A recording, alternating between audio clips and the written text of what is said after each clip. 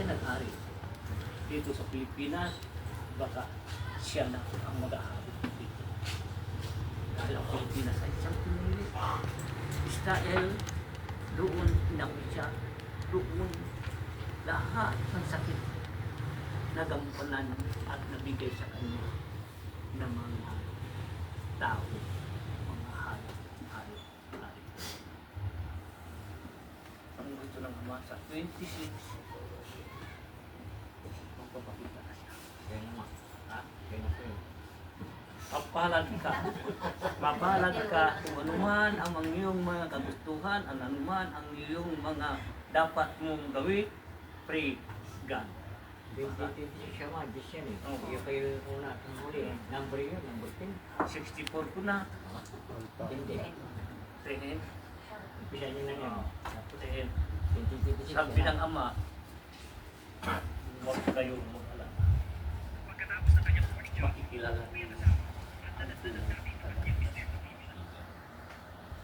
Isipin ninyo kung anong nuhan ang gawain niya noon, ganun din ang gawain niya. Walang pagbabago yan. Siya pa rin ang ugali niya. Nag-aral siya, nagturo siya ng aral sa mga may aral, at siya ay walang aral. Dahil yun ang sugo ang nakasulat sa lahat. Tama. Magtanong kayo. Yun, kung alam niyo kung sino yun, ma-blessing. Sabi niya, God ang bless lahat ng bagay, kung ano man nararamdaman ninyo, ano man ang napansin niya, nakita ninyo, kayo ang pwede magusta. Kayo din ang magsasabi kung sino ba siya. Dahil lahat yan ay nasa kanya. Lahat yan. 2026, boom! Dahil ang bahay ng bato akong nagawa para sa lahat. Ipon natin mga bato yan. Yan ang mga bato yan. Gagawa ng bahay ng bato. Dito sa lupa. Sinabi ng Ama, dito pababa ang iwanag.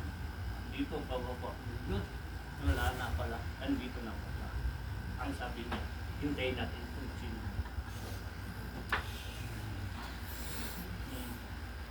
Isipin mo, ito. Paano ni Jesus? Paspas lang at tubig. Nagpapaliwanag saan-saan lugar, saan-saan sista, mga may katungkulan ay lahat ay tinanggap siya. Dahil dito naman wala akong masasabi. Dahil sino man ang tumama sa akin at pinuntahan, sila masasabi. Noon, ito kasama ko, si Mami, lahat mga spiritual, pinuntahan ko yan. Lahat, lumuklok sa kanila, sino ang pinapakilala nila. Kahit sino man ang spiritual, basta kita na kami at papasok na, lumuklok na sa kanya. Sino ang pinapakilala niya? Ito. Ang sa akin, yung mga lumuluklok, hindi ang tao. Yung mismo espiritu lumuklok sa tao, sila ang patuto sa akin, hindi ako. Dahil may nawami nung sabi, ako di ganito, ako wala akong kinabi kung hindi ang sasanib sa kanila ng espiritu.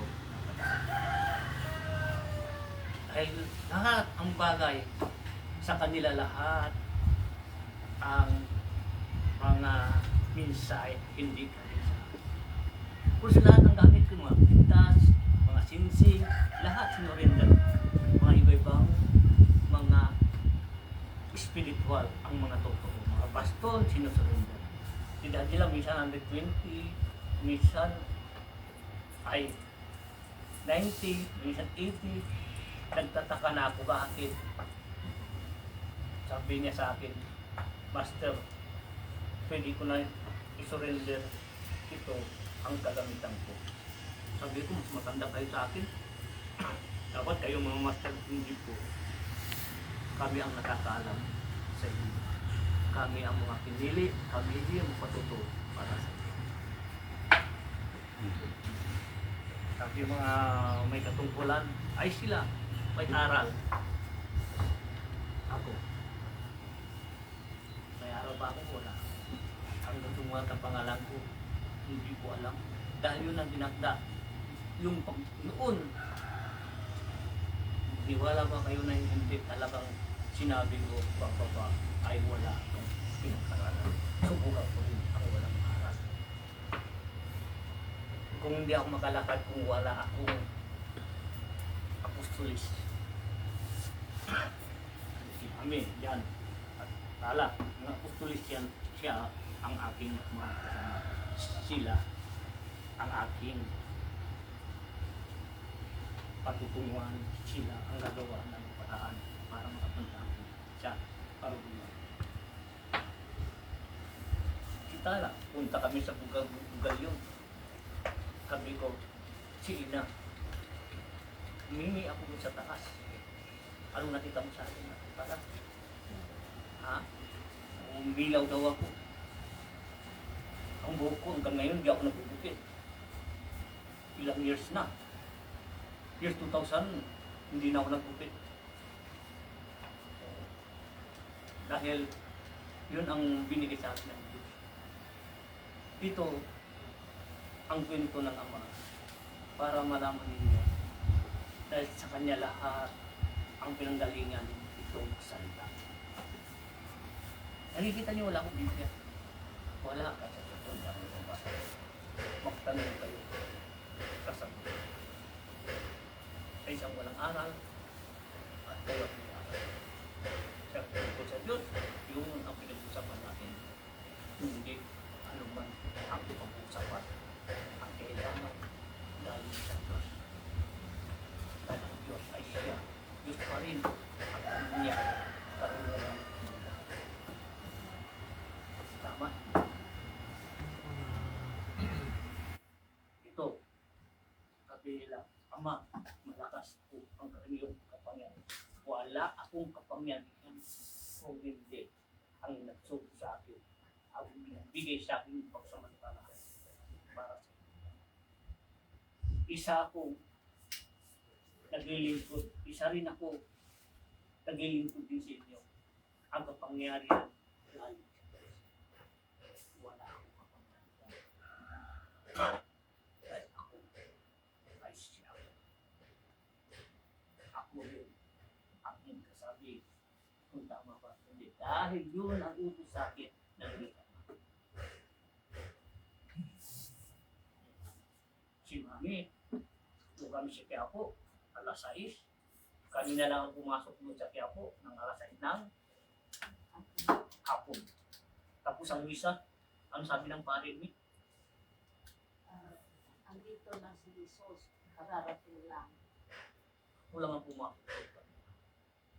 Bumalik siya doon sa salita. Palapit kami sa mata.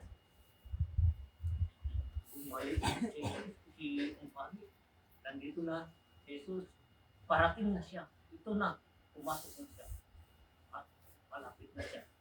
Dahil siya mismo ang pahit na papasok.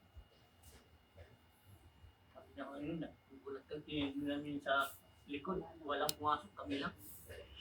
Nandito na siya. Nagsalita siya. Dahil sa dami ng tao, palabas. So, ang lahat yan, hindi ako magpatutuwa kung hindi ang tao papasukan ng Holy Spirit.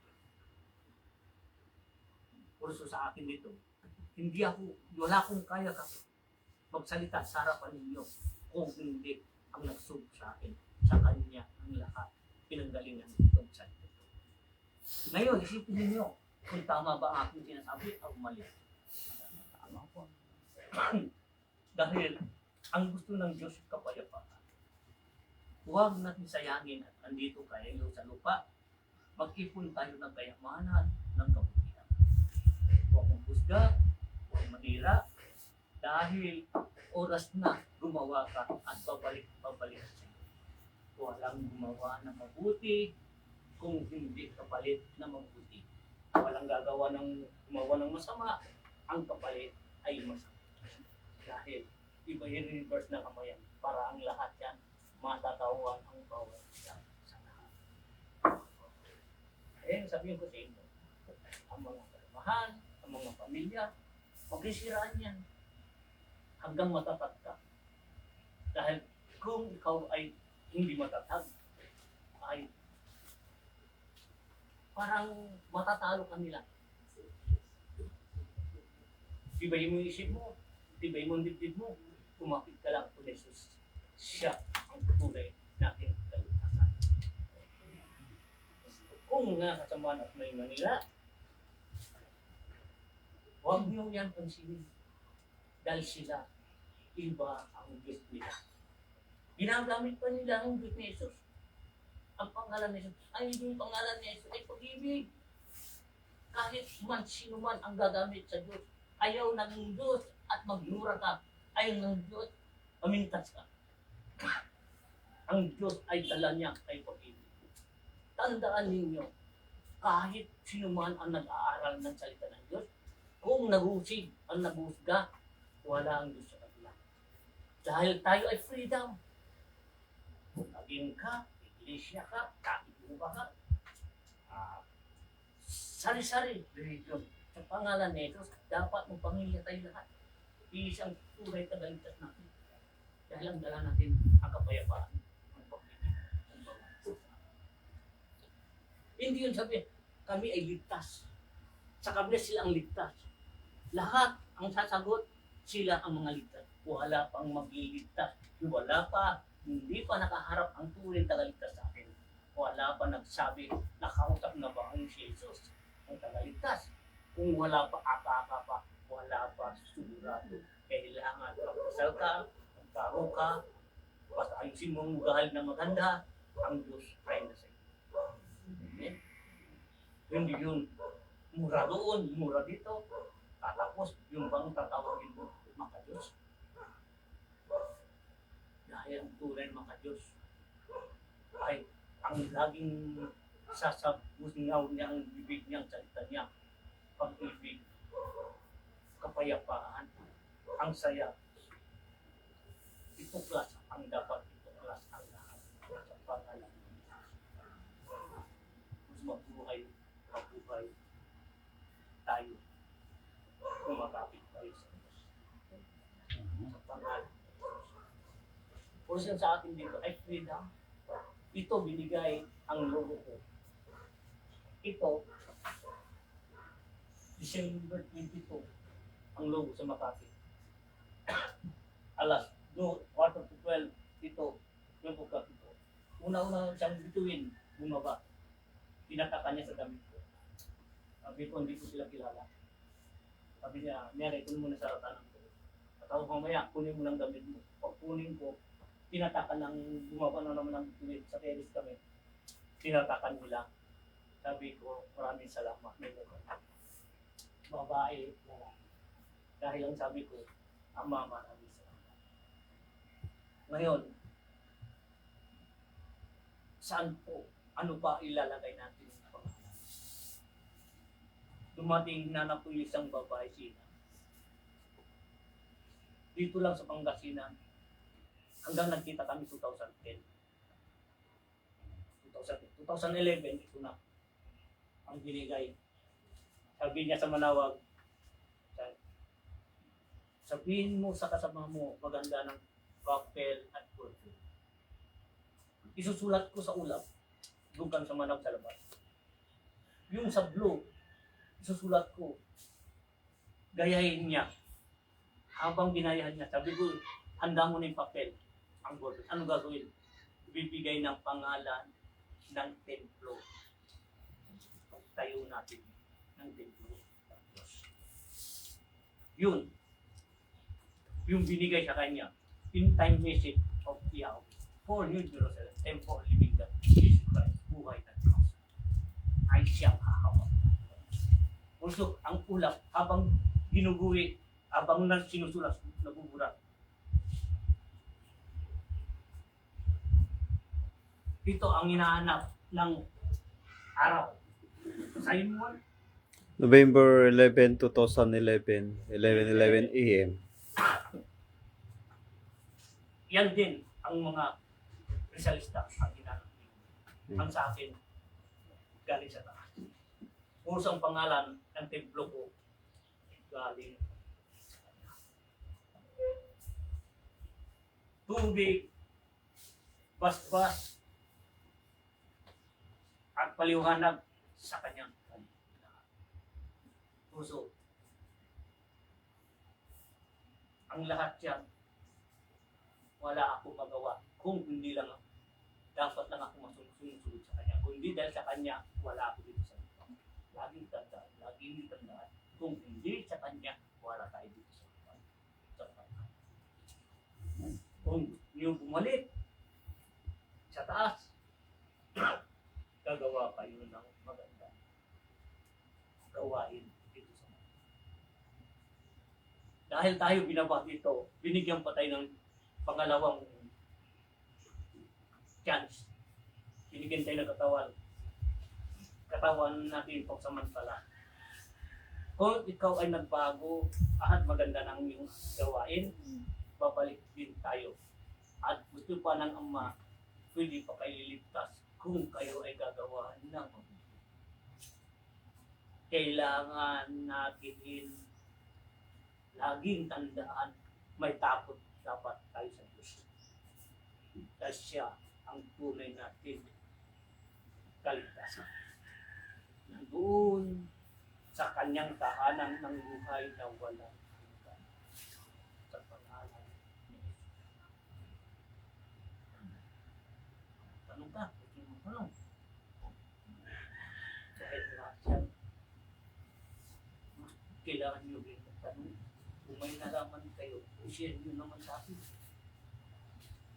Dahil gusto ko rin malalaman kung anong nalalaman mo para malaman namin din ang bawat sa ating mga gawa. Dito, magdagdag tayo ng karunungan. Hindi ito pansaan, hindi. Kung may alam ka, i-share mo sa amin. Kadagdagan na aming kalaman. Yung may alam kami, i-share ko naman sa iyo para madagdagan din ang inyong kalaman. Ngayon, kung bibilang, pagdating ng oras, pinalakad na tayo ng Diyos, mayroon tayo sandata para sa salita ng Diyos. Por eso kailangan natin ay ilabas natin kung may pinatapos na ilabas. Huwag pera ha, yung pa na, yung ugali ha, yung nalalaman ha. Tama? Kami, tama na. Yun.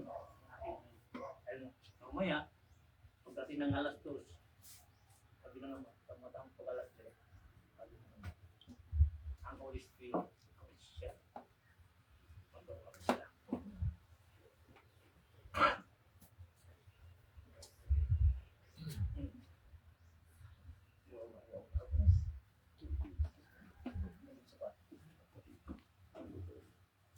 Dahil ang lahat yan, tayo na uma. Wala ka, Linda, tanda ka. Doon ka sa pan, nagbablog ka, may kung ka, sandata ka. May sandata ka. Sandata ka rin. I-share mo na kami. Ha? Ano? Oh, hindi lahat ng bagay. Kahit hindi mo dala, kung binabasa mo, dapat i-memorize. Hindi na lahat ng oras dala-dala. Ang tunay na Biblia, kung nabasa mo, ilagay mo sa isip. Dala-dala mo. Yan ang sandata mo sa lahat. Tama mo. Ibig sabihin, pagpasa mo sa Biblia, pag-close ng Biblia, close na rin yan, wala na rin. Close na rin. Wala nang natira. Wala na natira. Hindi Tandaan ninyo, kung kayo ay nagbabasa ng Biblia, nagbabasa, kung memorize ninyo, yan ang sandatan niya. Halimbawa na wala kang Biblia na basa na, alam mo pa rin ang iyong hiling sa kanya. Hindi yun.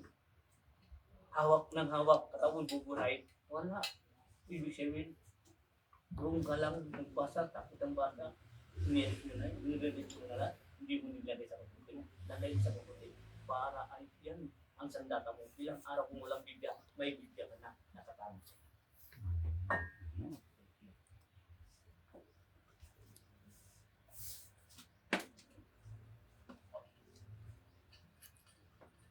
Tama kami. Ano sa tingin mo? Tama hindi? Hindi natin masasabi. Pagdating ng baha, pagdating ng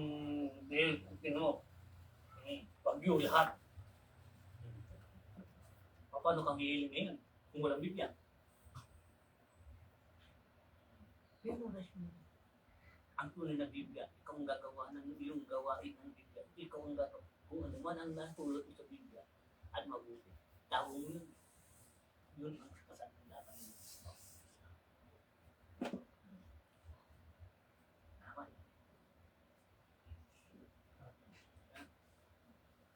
Hindi yung lagi tayo nagbabasa. Dapat, kung kayo ay nagbabasa ng Biblia, dapat marami na kayong alam at naipon. Dahil sa kanya tayo hihiling, sa kanya tayo hihingi ng kaligtasan. Dapat yung hiling mo, itago mo yan. Huwag mo yan buburay sa isip mo. Bilang araw ay walang Biblia, meron ako ipagkalaman sa masamang espiritu.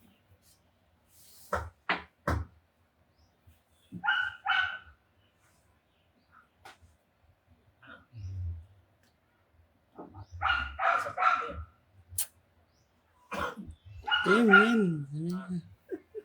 Men.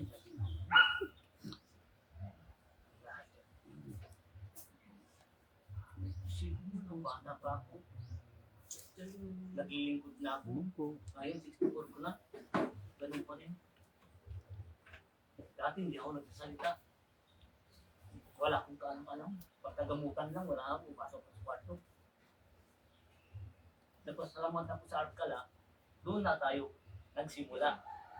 Ginising ang kaisipan ko. Sabi niya, Amay din, pwede ba magpatuto ka dito? Magsalita ka dito. 8 million sila, sabi nila. Sabi ko, maraming salamat. Sabi ko, wow, tumayo ang galing ko. Wow, natatakot ako. Sabi ko, pagbalik ko na. At doon na ako magsasalita. Dahil wala akong alam. Pangit ako yan. Basta sa akin, ang salita ko lang, hindi pa ako handa para sa inyong lahat. Bilang pagbalik ko, ay handa na ako ang sasagot. Paglabas natin doon sa kalat, kinulit ko na yung taas. Kinulit ko na, Ama, sinabi ninyo, at sa susunod mong sasalita, lahat ang mga sinasabi sa akin, binubulong sa akin, sa kanya galing yan, di sa akin. Baka mapapahiya ako, Ama. Dahil wala akong alam, wala akong hindi ako bumasa, mulat, nasakong ko sa mga salita ng Biblia. Anak, sabi niya, huwag kang matakot. Lagi mo tandaan, lagi mo akong kasama. Maraming spirito nagagabay sa iyo. Salamat. Hindi ko naman, ulitin ko hanggang sa pagtulog ko, Ama, malapit na yung araw nag-impita sila, may kaarawan sila. 50 or 58 or 8. Ngayon, nag-imbita na. Ako naman, natatakot ako. Anong sasabihin ko? Basta huwag kang matakot. Sige lang, sumugod ka. Yun, sumugod kami. Nagtanong sila, Ama, pwede na kayo magsalita. Biglang nagsalita ang ibig ko. Dirit-dirit na, tuloy-tuloy na. Ang tanong nila, nasagot ko, sabi ko, parang sabi ko sa iyo, huwag kang matakot. Andito ako. Pili. Ginagabayan. Puso dito ako nagsalita. Hindi ka sa akin. Kung hindi ka sa pangalan. Puso huwag kayo baliwalain sa Diyos. Kahit anong bagay, hirap at makakatakot yan. Huwag kayong matakot dahil may taga ligtas tayo. Si Pablo. Siya. Darating na ang oras para siya. Sabi niya yun ha. Darating na ang oras, ang bago para siya. Nandito daw. Nandito.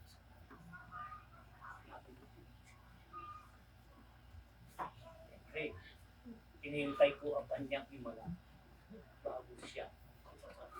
Nandito daw siya. Sinabi niya, nandito siya. Ako naman, gumagaya lang ako. Naharap ako. Susunod lang siya. Pangalan niya, tagaligtas. Ilang oras na ang magliligtas at wala na ginawa. Dahil ang Pilipinas ang liliwan na. Ang Pilipinas at puntahan ng mga sari-saring mga panahon, tao noon at mabuhay muli at papasok na sila sa mga.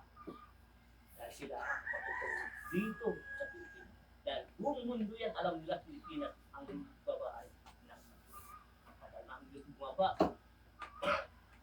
Dahil wala pa siya kagamitan. Pagkat hindi pa siya sinakahudya, huhudya ang natatakta. Sila rin ang hahanap kung nasaan siya. Bumundo. Dahil ang papasok sa kanila ang mga banal na espiritu ang namamatay. Panahon ni Moses, Abraham, lahat papasok na sila sa dahil ang Pilipinas ang maging langit sa langit at lupa, iisa niya. Anong kapangyari sa langit at kapangyari sa lupa, iisa niya. Wala na mapunta. Pilipinas ay pinili na. Wala na. Ang pera natin dito, maging ginto na. Ang lahat ng bagay sa Pilipinas ay ginto na. Wala nang papel. Dahil ang ginto, kahit lahat na shield ka pumunta at tatanggapin niya. Ang pera ng Pilipinas, punta ka sa iba, hindi niya tatanggapin. Also, kung kayo ay maging tapat sa Kanya, bukal, tanggap mo siya. Ginto ang puso mo, ginto rin ang lalapit sa iyo. Ang Diyos ay tunay na ginto sa iyo.